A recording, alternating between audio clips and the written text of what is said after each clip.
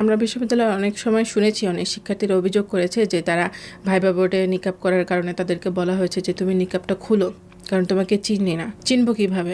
আমার কথা, একজন শিক্ষার্থী ফার্স্ট ইয়ারে পড়ুক বা সেকেন্ড ইয়ারে পড়ুক, যে ইয়ারেই পড়ুক, সেই শিক্ষক তার 1 বছর ক্লাস নিয়েছে, তার একটা আইডি কার্ড আছে, সে কেন চিনবে না যে এই শিক্ষার্থীকে? এটা তো শিক্ষকের গাফলতি আমি মনে করি। এরকম আমাদের কাছে অনেকেই আসে যে ক্লাসে সে হিজাব পরে বা নিকাব পরে, এই কারণে তাকে একটু অন্য চোখে দেখা হয়, কিংবা নাম্বারেও নাকি তারতম্য হয়, এরকম অভিযোগ আসে। কিন্তু এই জিনিসটা যদি সেই শিক্ষার্থীরা মিলে ভোকাল হয়, সেটা কিন্তু আরো ভালো কাজ হয়। কিন্তু দেখা যায় যে তারা যে নিপীড়নের শিকার হচ্ছে, বা তাদের যে এরকম নাম্বার কম দিচ্ছে বা তাদের কটু কথা বলা হচ্ছে, সেগুলো তারা নিজেদের ভিতরে আলোচনা করে, সেগুলো কিন্তু বাহিরে আনে না। আমি মনে করি যে তাদের এই দুর্বলতাটা বা এই ভীতিটা কাটিয়ে চলে আসা উচিত। তারা যখন বলবে যে আমার এই সমস্যা, এখন আমার বল আর তার বলার মধ্যে পার্থক্য আছে। সে যে নির্যাতিত, তার কিন্তু আগে বলতে হয়, তারপরে তার জন্য বাকিরা কথা বলবে।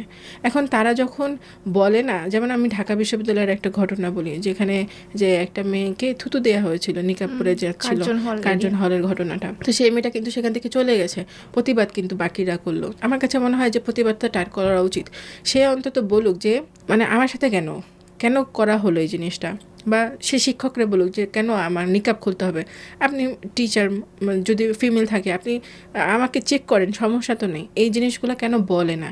এই জিনিসগুলো যখন বলে না, অন্যায় যখন নিচে মানে সহ্য করে, সেই অন্যায় কিন্তু আরেকজনের উপরে করার প্রশ্রয় হয়। যেমন যে মেয়েটাকে থুতু দিচ্ছে, সে যদি নিজে প্রতিবাদ করে, তাহলে সেই জিনিসটা সেই অপরাধী আর করার সুযোগ পায় না, কিন্তু সে সেটা সয়ে গেল, তখন সে অপরাধী মনে করে যে ওকে তো দেওয়া গেল, তার মানে আরো একজনকে দেওয়া যাবে। এই জিনিসটা থেকে বের হয়ে আসা উচিত আমাদের। আপু, অনেক সময় তো আমরা দেখি যে ভাইবা বোর্ডে হচ্ছে শিক্ষকদের বলা হয় যে কোনো ফিমেল কাউকে দিয়ে চেক করানোর জন্য, কিন্তু তখন হচ্ছে যারা পুরুষ শিক্ষক থাকে তারা বিষয়টাকে হচ্ছে না করে দেয়, বা এই বিষয়ে তাদের কোনো সহযোগিতা থাকে না। তো আমরা এখন মানে জাকসুকালীন সময় হচ্ছে এই বিষয়ে আপনারা কি পদক্ষেপ নেবে?